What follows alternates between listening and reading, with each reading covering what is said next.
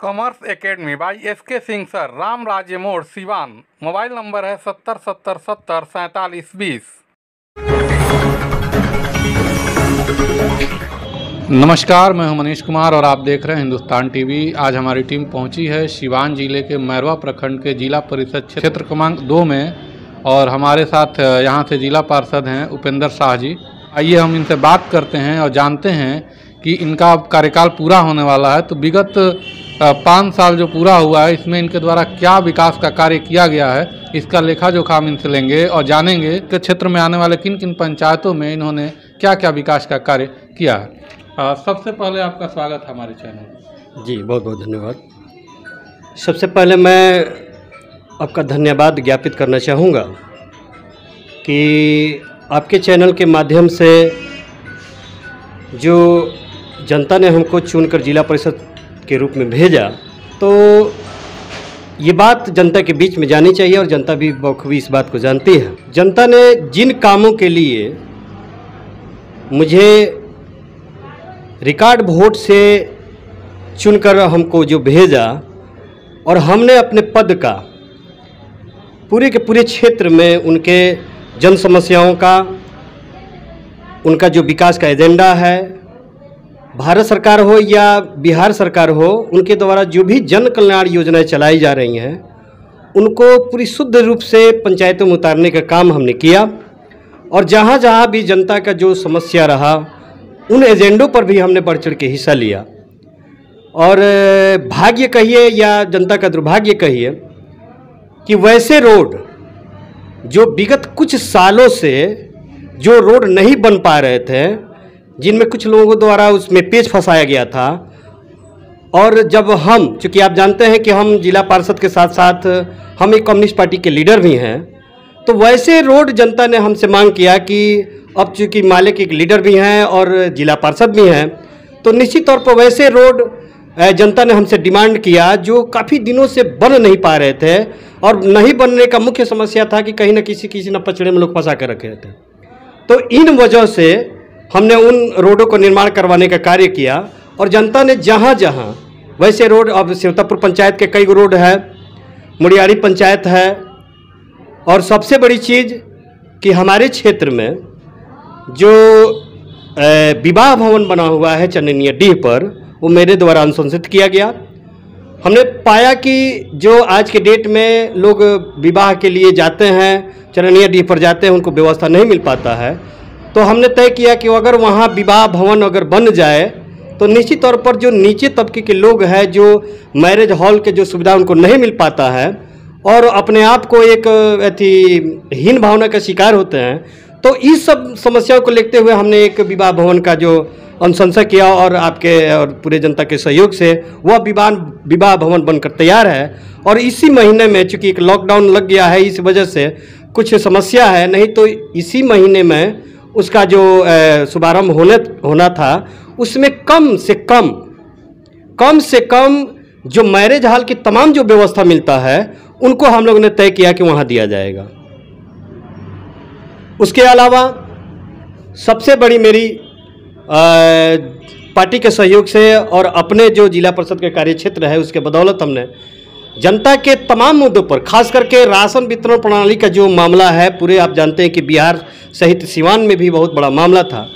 और हमने उसको प्रमुखता से जिला के सदन में हो या जनता के बैठकों में, ग्राम बैठकों के माध्यम से हमने उस चीज़ को पुरजोर तरीके से उठाया। तो इसी दरमियान ऐसे जो डीलर हैं जिन्होंने हर हाल में 2 महीना 3 महीने का राशन जनता का जो लूट लिया था, उसको हम लोगों ने जो एमओ है उनको बुलवा कर एसडीओ को बुलवाना पड़ा और लाकर उन जनता के बीच में सही से वितरण करवाने का कार्य किया। सबसे पहले मेरे द्वारा जो यहाँ कार्य किया गया, मैरवा प्रखंड में जो तमाम बेरोजगार नौजवान हैं, विदेशों में नौकरी के लिए पासपोर्ट का ऑनलाइन करवाते हैं, पासपोर्ट करवाने के लिए थाना में जब जाते थे पैरवी करवाने के लिए, तो उसमें जो पहले से आप जानते हैं थाना में पासपोर्ट इंक्वायरी के नाम पर 1400 से लेकर 1500 रुपये लिया जाता था। सबसे पहले लड़ाई हमने वहाँ लड़ी, और लड़ के और यहाँ से लेकर और एसपी साहब से भी बात हुआ, और आंदोलन का दिन हुआ कि मैरवा में पासपोर्ट इंक्वायरी में पैसा लेना बंद हुआ। ये सबसे बड़ी पहली ये जीत हुई। दूसरी चीज़ कि यहाँ का जो व्यवस्था है,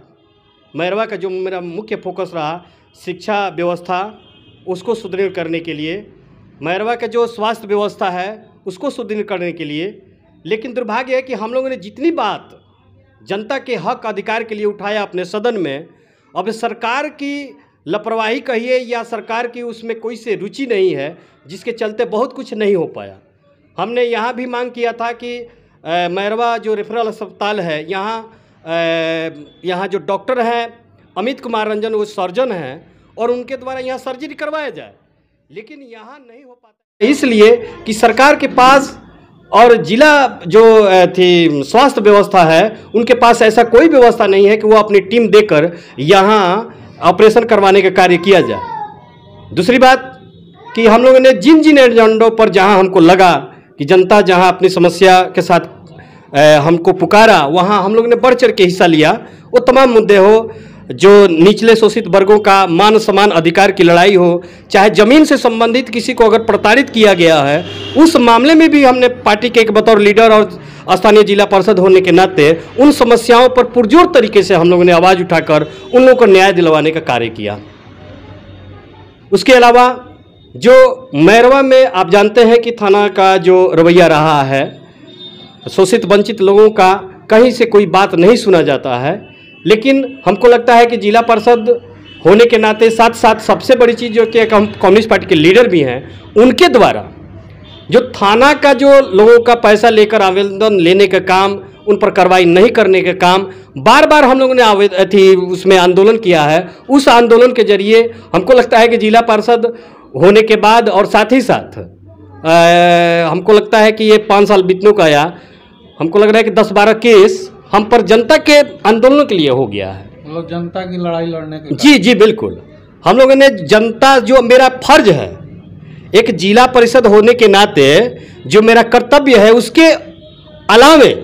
एक कम्युनिस्ट पार्टी के नाते जो मेरा जनता के प्रति जो मेरा काम है, खास करके कम्युनिस्ट पार्टी होने के नाते, CPI-ML के इनकलाबी नौजवान सभा के नेता के होने के नाते, प्रखंड कमेटी के नेता होने के नाते, जहाँ जहाँ जैसी जैसी समस्या पड़ी है, हम लोगों ने अगुवाई बन के वहाँ के जन आंदोलनों के माध्यम से उसको ठीक करवाने का मेरा काम हुआ है।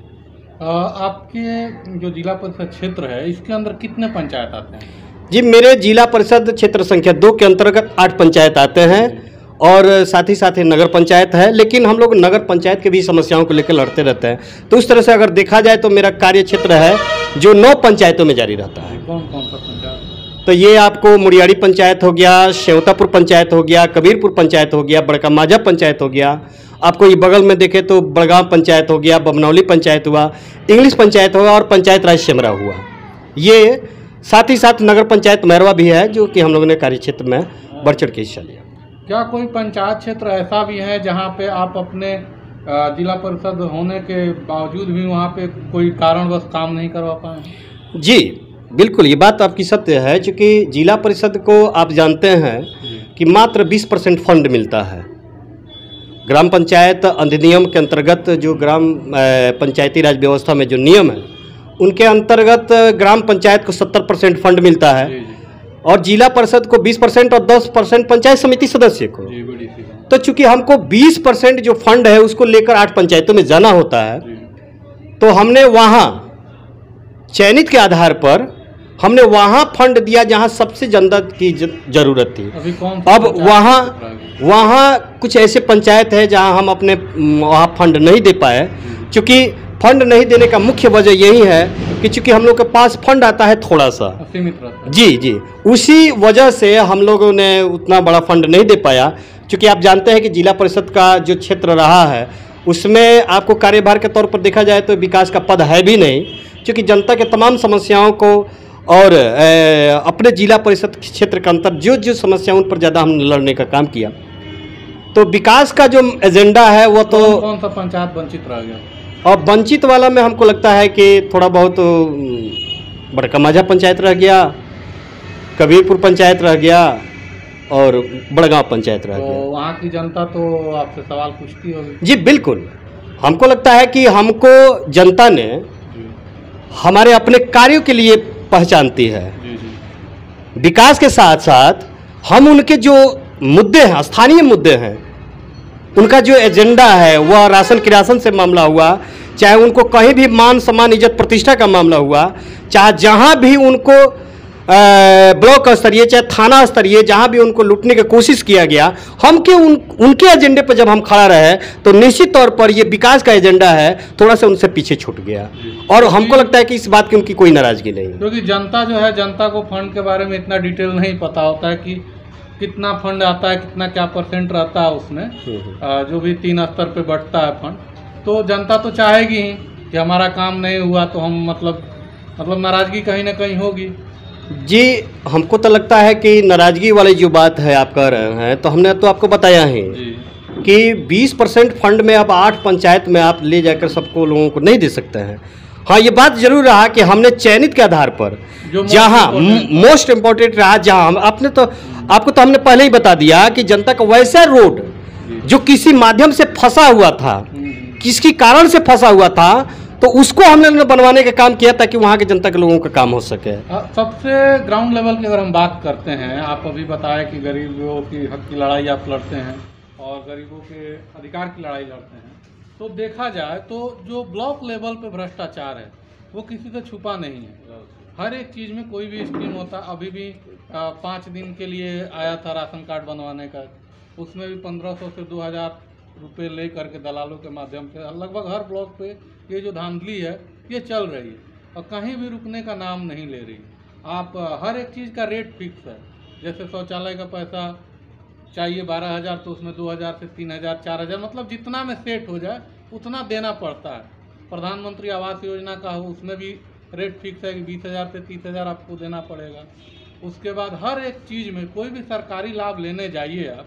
तो पहले आपको देना है, उसके बाद आपको मिलेगा। तो ये जो व्यवस्था है इसको कैसे दूर किया जा सकता है, ये जो कुव्यवस्था है? देखिए, ये व्यवस्था सबसे पहले तो हमको जनता को जागरूक करना होगा जी, और जनता में ये विश्वास दिलाना होगा। हम लोग ने इसके लिए काफ़ी ज़्यादा आंदोलन किया है।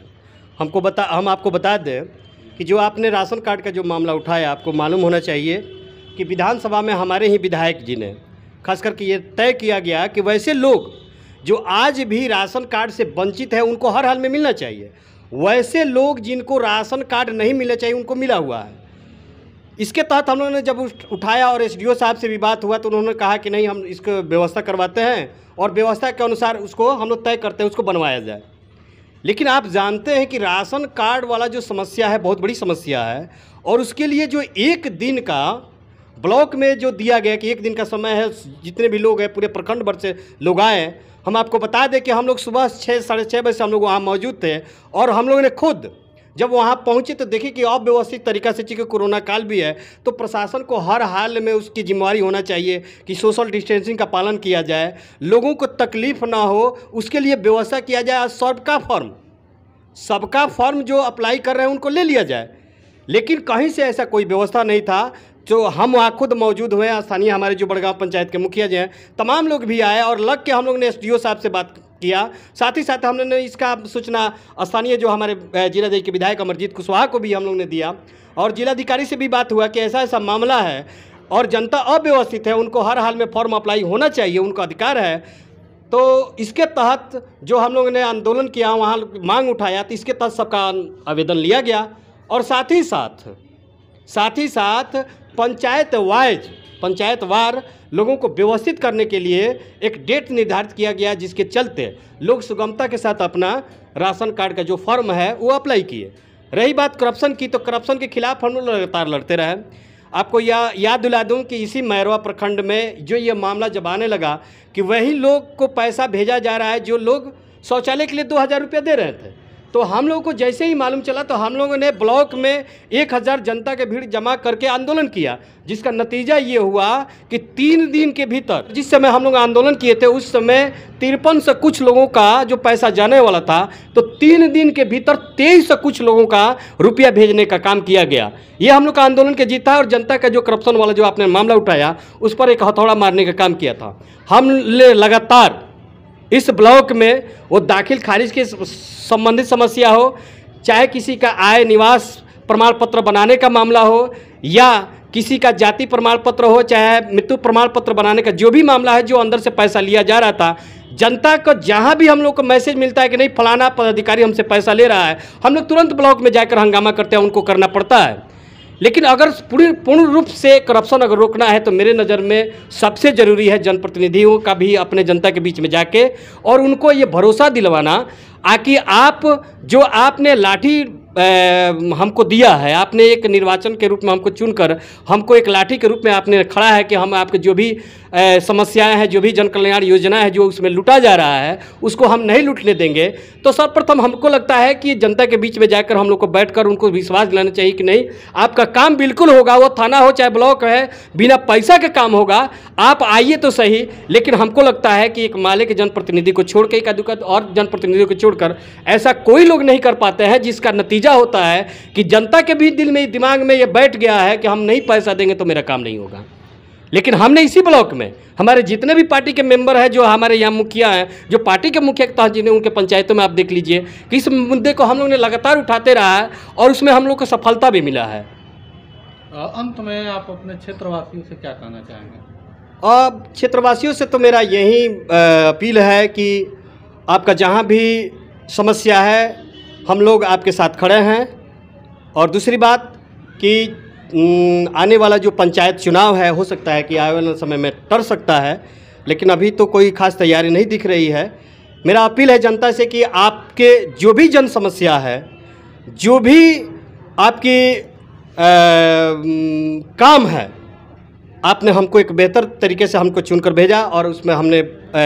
बढ़ चढ़ के हिस्सा लेने का काम किया। हम जनता से अपील करेंगे कि आप वैसे ही आप अपना मान सम्मान, अपना प्यार दुलार हमको बनाए रखिए। आगे भी आपके हम सेवा करते रहेंगे और चूँकि सेवा किया भी है, किसी भी क्षेत्र में आप जाकर पूछ लीजिए, जनता से रिपोर्ट ले लीजिए कि क्या उपेंद्र शाह जो जिला पार्षद हैं, तो हमको तो खास करके ज़्यादा हम लोग तो चर्चित है CPI-ML के लीडर के तौर पर, तो आपके बीच में जाके आपके जन समस्याओं को निदान किए हैं कि नहीं। तो हम जनता से अपील करेंगे कि आप ऐसे ही आप प्यार दुलार बनाए रखिए। आपका सेवक Upendra Shah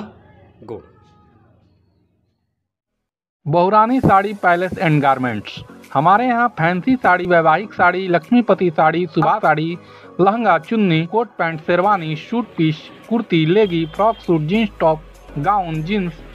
short, T shirt, बाबा सूट एवं किड्स वेयर इत्यादि फैंसी वस्त्र उचित मूल्य पर उपलब्ध है।